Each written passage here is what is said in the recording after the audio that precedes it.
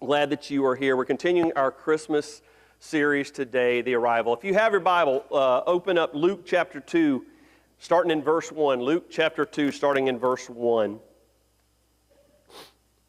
It'll be on the screens here. Luke chapter 2, starting in verse 1. This is what it says. It says, "Now in those days a decree went out from Caesar Augustus that a census be taken of all the inhabited earth. This was the first census taken while Quirinius was governor of Syria. And everyone was on his way to register for the census, each to his own city. Joseph also went up from Galilee, from the city of Nazareth, to Judea, to the city of David, which is called Bethlehem, because he was of the house and the family of David, in order to register along with Mary, who was engaged to him and was with child. It was a night that nobody saw coming." I want you to know today as we start church that sometimes God does His greatest works in times and in seasons and on nights when nobody sees it coming. On nights, on days, on times that seem like they're just an ordinary time is when the course of the world was about to change. This was just an ordinary day. The census had the world moving. Everybody had to go back to their hometown, so there's a lot of roads that are crowded. There's chaos everywhere. The homes are full of people. There's people that are grumbling about taxes and travel. That kind of sounds a little bit like things might be today, right? Complaining about taxes and travel, but chaotic, and everything was going, it was busy, it was noisy. In other words, it was a lot like what we deal with today. Just an ordinary time. There's no fanfare, there's no stadium lights, there's no royal parade. And yet it's the time that God chose in history to change the world. It's the time that God chose to slip into the world a little bit unnoticed. If you were watching the headlines back in that day, you probably would have missed it. If you were tracking the movers and the shakers of the Roman Empire, you probably would have missed it. If you were looking for God in the spectacular, you would have missed it. But if in the quietness of your heart and in your soul you were listening for a whisper, you would have known that light was breaking in, that hope was arriving, and everything was about to change. Church, there's a lesson for us here today. As we get into this, today it's the Arrival series, and it is the arrival of Jesus. This is the arrival in the Arrival series. It's the arrival of Jesus today. And there's a lesson for us here today, I believe, as we kind of set this up, that it was just an ordinary day. Everything was chaotic, and everything was going on, and there's all this stuff. And everybody missed it because they were looking in other places. They were looking in other ways. But only the ones who really were looking into the dark and listening to the whisper, that's the lesson for us today. That light can break into us today. Hope can arrive into your situation today. But it usually won't happen the way that we might expect it. Not with fanfare, not with parades, not with a lot of glamour. Christmas is not just the story of a Savior being born, it's the story of a Savior arriving right when humanity needed Him the most. Little context here, this is a turning point in history. I know that you know that, but Luke here in this passage, he gives us some history, and he doesn't do this to kind of impress us with his writing skills. He's given us this in the Bible, Luke is, to kind of show us and set it up that this is a historical time period. So it says that we have an emperor, Caesar Augustus, and we have this governor, Quirinius. And he's not doing that just once again to kind of show us that he knows a lot what's going on. This is happening at a very precise time in history, a very specific moment. Even the inconvenience of Bethlehem, even the time of the census, all of that was a part of the bigger plan that God had. Heaven is never scrambling. There's never an accident. There's never improvising. There's never a lateness from heaven. You have to know, and we do know this, that God knew that the census would be going on at this time, that people would be everywhere and all this stuff. It was a perfect timing situation from heaven. From our standpoint, if we were planning it, it would not be a good time. Why do it when all the roads are crowded and when everybody's going to their places and the inn is full? Why do it then? But it's the time that God chose to do it. This moment in time in Bethlehem It isn't just a historical event, it's a revelation of how God arrives in our lives today. And that's what we're going to talk about today is God arriving in that situation in Bethlehem, but also God arriving in our situation today. What I want you to do today is to listen to this as Jesus arriving for you. Jesus arriving in your situation. Number one, God arrives in unexpected ways. God arrives in unexpected ways. Luke chapter 2, look at verse 6. While they were there, the days were completed for her to give birth. I highlighted it there, while they were there. So while they were there is when God did his work, while they were there. It's not like they had to come, it's while they were there. How often do we expect God to make everything right in our situations and then we can move forward to the plan?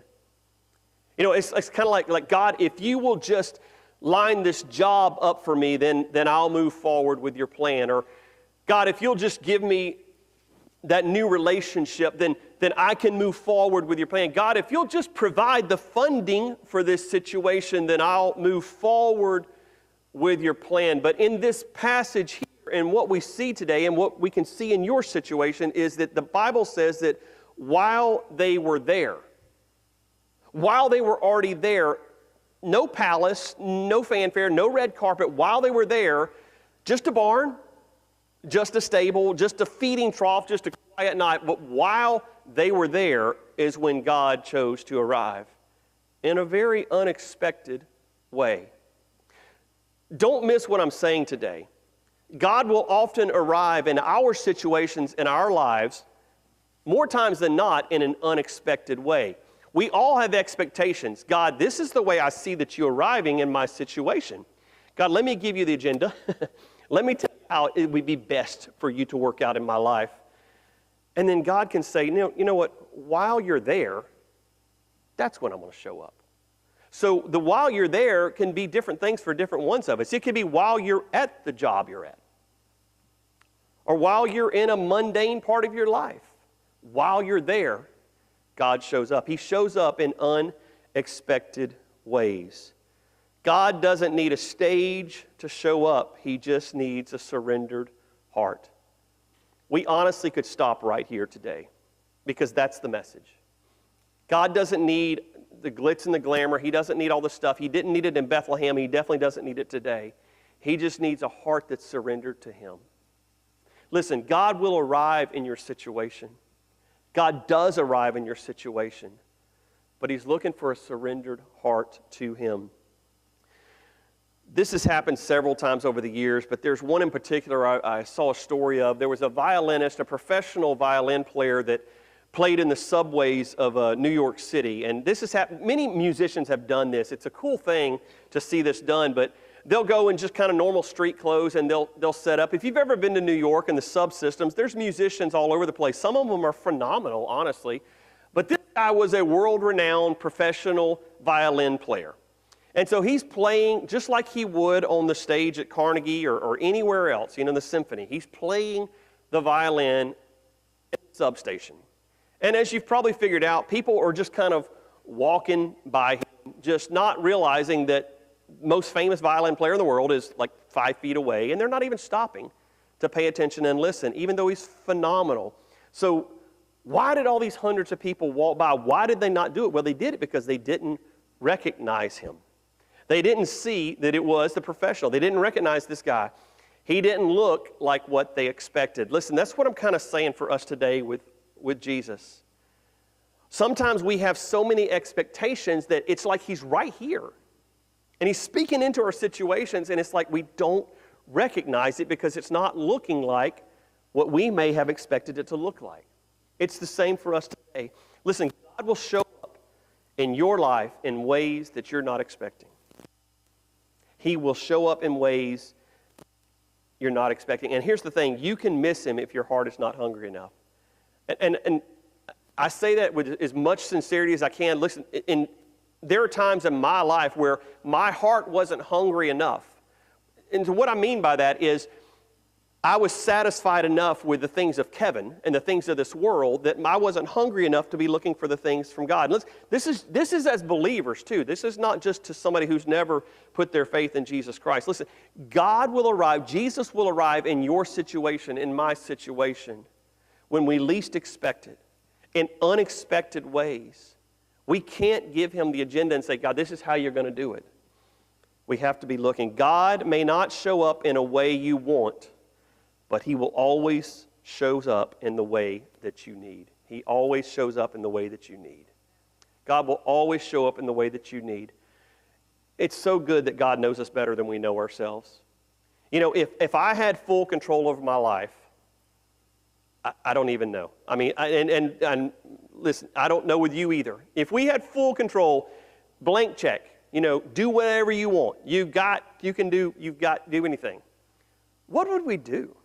You know, it's crazy to think what we might, but God shows up and he gives us what we need. And in his grace, sometimes he puts us in situations where we're not comfortable so that we'll look to him. Here's how God arrives sometimes. Sometimes he arrives through an uncomfortable transition. How many of you have had transitions in life, right? We've all had them, and they're not fun, they're not comfortable. Sometimes they are, but sometimes they're uncomfortable. We don't want to do it. Sometimes he arrives to us in a quiet whisper. Sometimes it's through a closed door. I know you've all had those at some point. You've had something that you were looking forward to that you thought was going to be, this is the answer, and then boom, the door slams in your face and the door is closed. And that could be God arriving in an unexpected way. Sometimes he arrives through a peace that you didn't even earn. Amen? God will give us peace that we don't earn. Like, a lot of times God will give us peace we don't earn. It's rarely through fireworks and the glamour and the glitz. Don't reject God's arrival just because it's not the way that you expected it to be. To think that the way that you thought it would be. So, unexpected ways. Number 2, God arrives in unlikely places. Luke 2:7. She gave birth to her firstborn son, and she wrapped him in cloths and laid him in a manger because there was no room for them in the inn. Bethlehem is packed. We just talked about this a minute ago. They're there for the census, and so it's packed. There's not a space anywhere. We've got a young teenage pregnant girl, and there's nowhere for her to go to have a baby, which happens to be the Savior of the world, but there's no place for them to go. So the king arrived in one place no one was looking. So the expectation would have been when the Messiah comes, he's going to go to Rome, or he's going to go to Jerusalem, or he's going to show up in the temple. He's going to be on this big white horse and all this kind of stuff. But no. There's no room in the inn. We're going to go to a cave.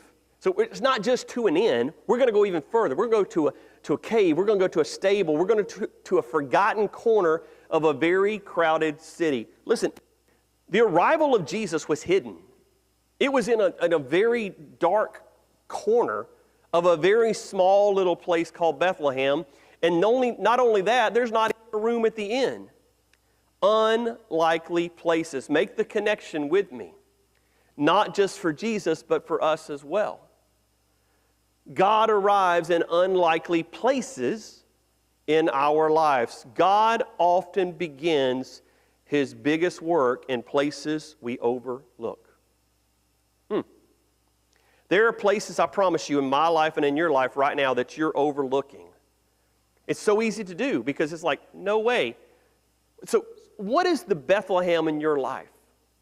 What is the dark corner of your life that you're like, there's no way that God would show up there, but yet he does. As I was preparing this, I was even thinking about Joseph himself. You know, so they're going through the city. He's got this teenage wife who's pregnant through the Holy Spirit, but he's looking for a place to have this child. And so I'm sure he's knocking on door after door after door. Is there room here? Is there room here? Does anybody have room? And I imagine, we don't know, it's not in the Bible, but I imagine it's possible that Joseph may have been going into what I would call freak out mode. Is anybody else gone into freak out mode before in your life? Where you're like, this is not working. We've got to have a place. Somebody better let us in, just freak out mode. I do that in my life. The freak out mode is where it's like, God, you're not showing up. And there's no room at the end, God. Not in my life. You're not lining things up. God, are you listening? For the Savior of the world, he provided no room in the inn for his own son, Jesus. Think about that. For the Savior of the world, now God could have said, you know what, new hotel, 5-star, boom, right here. You know, he could have done that for Mary and Joseph and Jesus, but he didn't. For the Savior of the world to be born, God chose a cave, a dark, dark corner. If he does that for his own son, is it possible, and the answer is yes, that God may in our lives choose a dark corner? May God say to us, yeah, there's no room for you at that job. There's no room for you in that community. There's no room. Like, you got to keep moving on. But the bigger plan is, I got something else for you that's even bigger, that's even better. God specializes in unlikely places and in unlikely people.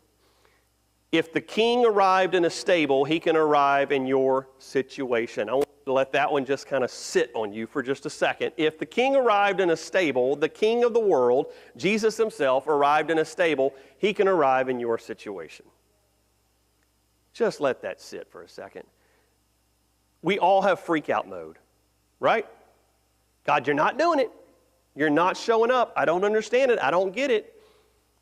If he can show up and arrive in a stable for the king, he can arrive in our situation in multiple ways. He entered the world through the back door of Bethlehem. He can enter through the back door of your life as well. We need to quit expecting God to arrive in the way that we expect him to arrive and to make room for him to arrive in the way that he sees best. And that's something we have to do. That's an effort on our parts. We have to quit expecting God to do it in the way that we expect and say, God, whatever you want to do is the way that we can do it. And that's opening a heart and opening a mind. Once again, a surrendered heart. What he's looking for. A surrendered heart that says, God, whatever your way, whatever your desire, that'll be the way. Because, by the way, we know the end of the story. The Savior of the world is being born. It was a perfect plan. Point number 3, God arrives with an unstoppable purpose. Look at Luke chapter 2, verse 11 with me. For today in the city of David, there has been born for you a Savior who is Christ the Lord.